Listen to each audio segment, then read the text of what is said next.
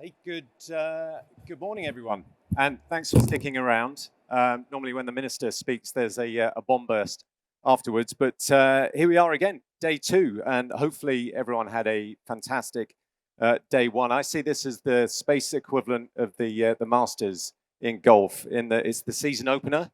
All the big hitters are here, and spring is just around the corner. Clearly, not a lot of golf fans in the audience. Yeah, thank you.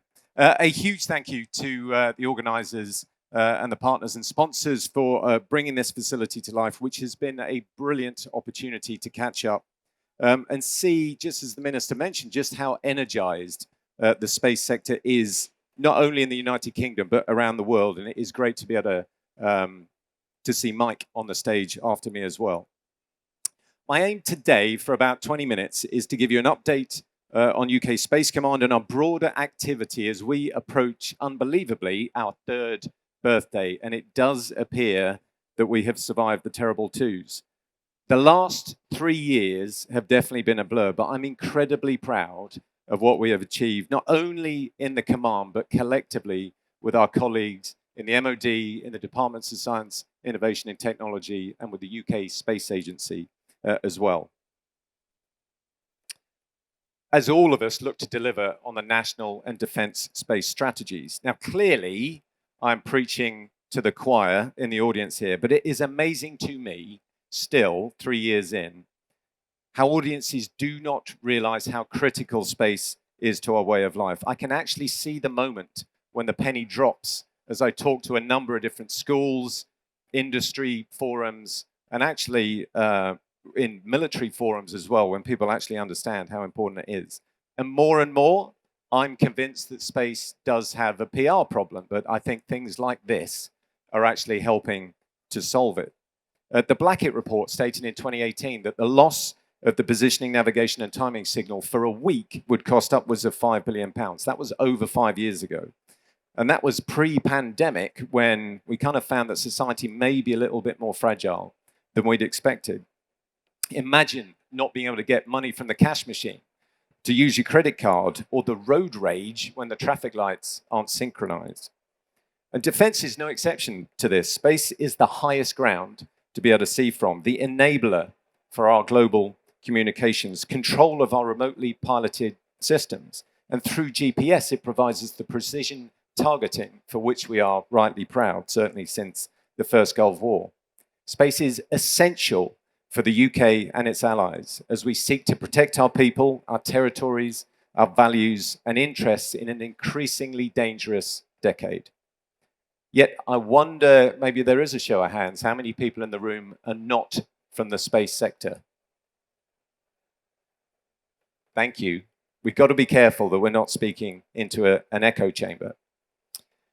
With its growing significance for the security and prosperity of the alliance, NATO declared space an operational domain just 5 years ago. We formed 3 years ago, on the 1st of April 2021, to provide a single unified lead within defence for delivering space operations, developing space capabilities, and training the defence space workforce. The Defence Space Strategy, which I mentioned, published in 2022, included an extra $1.4 billion for space on top of the $5 billion already committed for satellite communications. This $6.4 billion represents a significant increase in government funding for the UK space sector. And our allies and partners are doing the same. The US Space Force budget for this fiscal year is $30 billion. I'll say that again, $30 billion. And that doesn't include the National Reconnaissance Office or US Space Command. And more than 60% of that budget is aimed at research, development, testing, and evaluation. So the theme for this particular conference is accelerating the commercial future of space, with a level of ambition, procurement, and funding that we are seeing being put into the global space economy. It's clear that defense will play a significant part in that commercial use of space in the future. As I've mentioned, space underpins society, supports a significant element of our global economy, and it affords us endless opportunities for research, exploration, scientific advancement, and technological development. And in my world, it enhances military operations across all of the domains down here on Earth. But it is a harsh domain. It's increasingly competitive, contested, and congested, including a growing range of threats and hazards to the space, ground, and link segments. The threat is real as we see increasingly irresponsible behaviors and as our competitors seek to maximize advantage in space, using the vastness of the domain to operate within the gray zone, and more of that in the panel in about an hour, carrying out activity across the electromagnetic and physical spectrums to avoid attribution. Prior to this, I flew for 30 years, and when flying in the air domain, I was actually in it. I could see out of the cockpit. I was interacting with other aircraft, with weather, with clouds, and I was well aware of distances and time. And trust me, when you're low on fuel, time exponentially speeds up. But back to my comment on space having a PR problem. Space is somewhat of an abstract domain. Only 676 humans have ever been into space from a cast of billions. We can't see or feel it or relate to it easily, and certainly distances become just a number. It does amaze me. If I could drive the family car to space, I wouldn't be allowed. It'd only take me an hour to get to the Kármán line at 100 kilometers. It's so close, but it is difficult to understand and to touch. And assuming an 8-hour driving day, I think that's European Union rules, it would take 45 days of continuous driving to reach the geostationary belt. Our Skynet satellites are a long, long way away at 36,000 kilometers. As the saying goes, space is hard, but its significance often goes unnoticed, which is why we formed a joint Space Command with personnel from all three services and the civil service. So how have we developed in the last 3 years? Year one was about forming the command, continuing the space domain awareness and missile warning missions that we inherited from the Royal Air Force, bringing personnel in, creating relationships across the world, and preparing the ground to generate additional capability. Year two was about developing our processes and procedures, gearing into wider defense and taking on the capability programs that start to deliver on our remit as we grow our workforce. Year three this year has been about the operationalization of the command, building new capability, understanding the threats to our on-orbit systems, designing the command and control, and responding to the threat by integrating with allies and partners.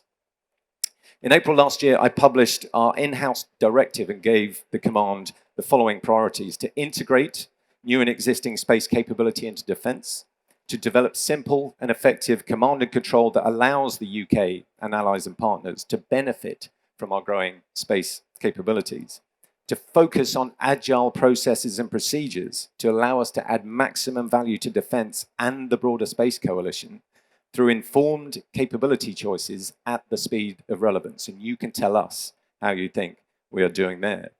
And finally, to champion space within the highest levels of defense and across government. And as UK Space Command adapts to an ever-changing operational context and is now embedded within UK defence operations, we allocated squadron status to two of our most important units late last year. The UK Space Operations Centre, or SPOC, at RAF High Wycombe, was established in 2008, an evolution of the Missile Warning Centre. Within the SPOC, military space analysts work side by side with a civilian orbital analyst from the UK Space Agency, monitoring the safety of UK satellites and tracking orbital events. And as part of our operationalization, the military team within the SPOC has been allocated squadron status as #1 Space Operations Squadron.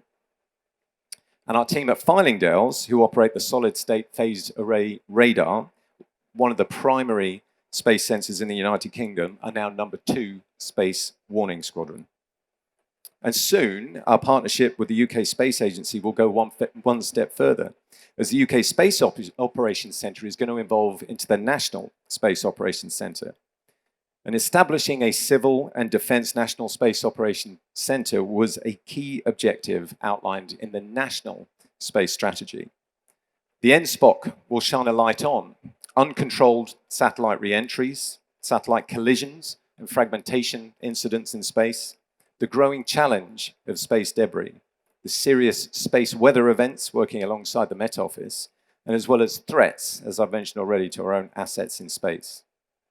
The NSPOC will draw on a global network of space sensors to develop the UK space domain awareness. The first of these, Next Alpha, a ground-based camera telescope system, will come online in just a few months. It will monitor objects in geostationary orbit, including our own Skynet constellation. And the NSPOC will work hand in hand with the Joint Commercial Operations Construct, a US-led global initiative that provides unclassified information or indications of orbital activity derived through public research and over 800 commercial SDA sensors and analytical tools. JCO Global comprises 3 regions spanning the planet: Pacific, Meridian, and America cells, providing 24-hour coverage in shifts of 8 hours each. And I'm proud to say that JCO UK coordinates one of these regions, the Meridian Cell, which includes Brazil, France, Israel, Poland, Ukraine, and the NATO Space Center at Ramstein, and is growing by the minute. JCO UK are now issuing notices to space operators, NOTSOs, which are very much the same as notice to airmen and notice to mariners, on a range of different objects that we're tracking, up to 650 priority objects a day. One of the sensors providing SDA data to allies and partners will be the Deep Space Advanced Radar capability, to be built in Australia, United Kingdom, and USA, which will be a significant increase to our collective ability to detect, track, and identify objects in geostationary orbit, as I mentioned, 36,000 kilometers away. And all of this requires a competent, motivated, and trained workforce, both military and civilian. And this year, our UK Space Academy will start providing space training and education at the Defence Academy for the UK in Oxfordshire. The UK Space Academy is already providing foundational space awareness course, which is offered online to anyone interested in space across defence, and is being rolled out in our training establishments. Ballistic Missile Early Warning System course was delivered to personnel at RAF Arlingdales, and last September the Academy, and some of you in the audience were there, held its first residential course in the Space Operations Awareness course at the Harwell Space Campus, and a huge thank you to Harwell for facilitating that. And as we speak, we're refining our plan to redevelop a building adjacent to the Cyber Academy, allowing both academies to share training and facilities. The UK Space Academy will allow us to maximize our growth, and alongside all of you, to help inspire the UK's space workforce of the future. And as technology and space capabilities develop faster than they have for decades, we must anticipate and prepare for the future. It's safe to say that in the coming years, we'll face a space domain that is more politically, more militarily contested, even more technologically competitive, and exponentially more congested. We face a whole spectrum of threats, from the non-destructive, temporary and reversible effects such as electronic and cyber warfare, to the other end of the scale with destructive and gravely irresponsible actions like physical attacks on satellite ground stations, or debris creating direct ascent anti-satellite missiles. And many of you will have remembered the November 2021 Russian anti-satellite missile test. And I don't think any of us can ignore the stories of potential Russian nuclear weapons in space that we saw in the news only 3 weeks ago. Space supports 18% of UK GDP. That's 370 billion every year. In future, the value of that UK economy is supported by space will only increase.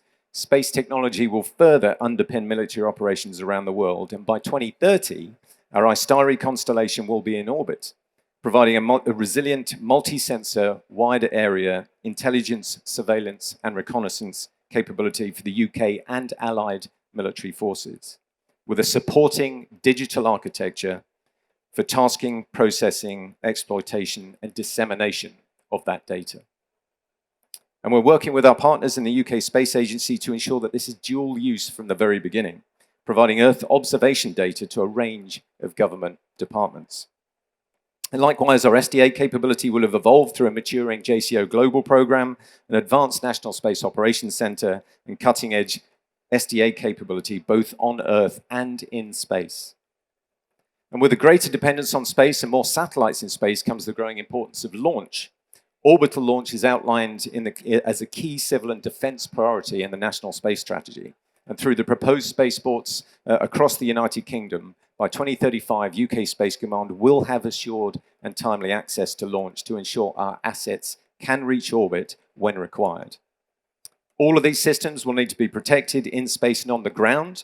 The UK and its allies will develop stronger, coordinated, and resilient mechanisms to sustain operational independence and freedom of access to space. This will include the enhanced protection of all space systems in what will be an even more complex environment and with the ability to deter hostile acts from disruptive adversaries. But most importantly, and this is why I'm glad that Mike is following me, we need to broker an international consensus on responsible behavior in space. So space is preserved as a domain for mutual prosperity, shared science, human exploration, and never destructive conflict. And we're all really proud of the UK's leading role in this vital undertaking. In December 21, the United Nations adopted a UK-sponsored resolution which established an open-ended working group on reducing space threats through norms, rules, and principles of responsible behavior, thereby reducing threats to space systems and preventing a space arms race. Defence continues to support the Foreign Commonwealth and Development Office on this crucial endeavour as they engage through the United Nations. And in October of 2022, the UK announced a commitment not to destructively test direct-ascent anti-satellite missiles. In November 22, 154 states voted in favour of UN resolution calling on states for the same commitment, indicating significant global support to refrain from such testing, following a similar commitment from the US in April of 2022. It is our global partnerships with like-minded spacefaring nations that truly make the difference for our successful future in space. And we're broadening that community. Last year, Italy, Japan, and Norway joined Australia, Canada, France, Germany, New Zealand, the UK, and the US in the Combined Space Operations Initiative. The more like-minded nations that we choose to work together in space, the stronger our ability to deter nefarious activity in the domain. But there's no route for our like-minded alliance to achieve this without an involved, thriving global space industry. And through the Space Industrial Plan, announced by Minister Griffiths just 20 minutes ago, we welcome the UK's cross-government initiatives to provide a more ambitious approach across the 5 areas he highlighted: space domain awareness, in-orbit servicing, assembly and manufacturing, space data architecture, position navigation and timing, and satellite communications. And most importantly, we in Defence welcome the transformation of the relationship that will be set out in the Space Industrial Plan, which will build a long-term, mature relationship between government and UK space industry. Alongside others, the plan will ensure that the small, medium, and enterprises will have a voice into government policy development. Creating the conditions for increased diversity and competitiveness of the medium and large-scale companies within the UK space sector, and foster a business development and support system for all steps along the growth journey to include access to finance, procurement, and for many other enabling interventions. And from a government perspective, our current strategic framework establishing the government's overarching national security and international policy objectives is outlined in the integrated review published in 21 and refreshed last year. And we're now working how we develop this in through the 2030s. We'll provide the government with a range of options to address the rapidly evolving and contested nature of space, understanding the domain while putting forward realistic mechanisms for the protection and the defense of our critical assets in space. But crucially, we have to work with you to ensure that the UK remains competitive and a meaningful actor in the space domain alongside our allies and partners, whilst considering value for money, supporting the wider prosperity of the United Kingdom and the UK's space industrial policy. Clearly challenging times are ahead, but also an era rife with opportunities for us, and there is no path to success in the space domain without working hand in hand with industry. It's only together that we can make space safe, secure, and sustainable for all generations. Thank you.